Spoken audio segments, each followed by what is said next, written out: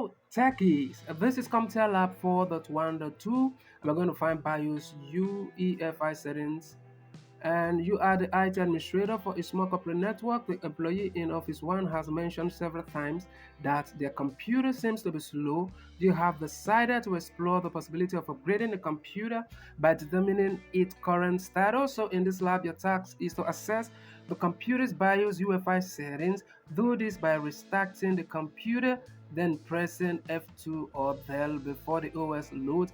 Answer questions that follows. All right, so this is pretty much straightforward. So I guess we just start up right away.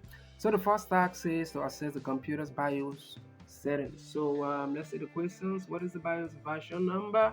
How many memories installed? Who is the manufacturer? What is the status? So all of this information can be gotten from the BIOS. And the only way we can get to the BIOS is by restarting the PC. So we go into the PC and we press could be F9, F2, depending on, or escape button, depending on the kind of PC that you're working with.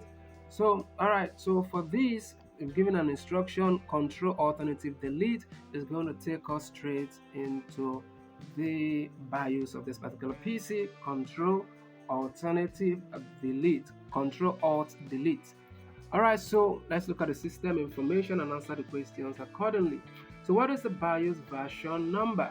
So the BIOS version number is 1610. So we select 1610 here.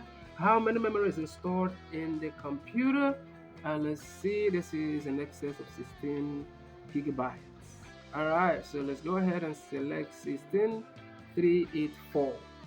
Okay, so who is the manufacturer of the installed processor? Here is Intel.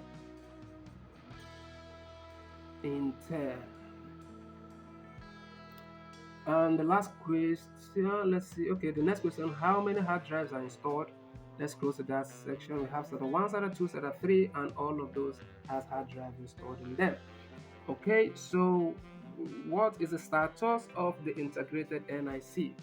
Okay, so for this particular one, we need to go over to the system configuration and click on integrated NIC. So currently it is enabled. So we'll go ahead and check enable. The next question, what is the current status of the USB 3.0 controller? So we'll go over to the USB configuration. Let's click on USB configuration. Boot support is enabled and enable 3.0 controller also. So go ahead and scroll up and see how we'll do. Alright, so let's go ahead and score lab. And for this lab, it's 100% score. Remember, if you found this video helpful, you know what to do. Share this video on other educational platforms so that other students can benefit also. Like and subscribe to the channel. If you have any question, hit me up in the comment section. And of course, you can use my WhatsApp number to reach out to me if you have a question you want to ask me there also. Thank you for watching, and I wish you good luck.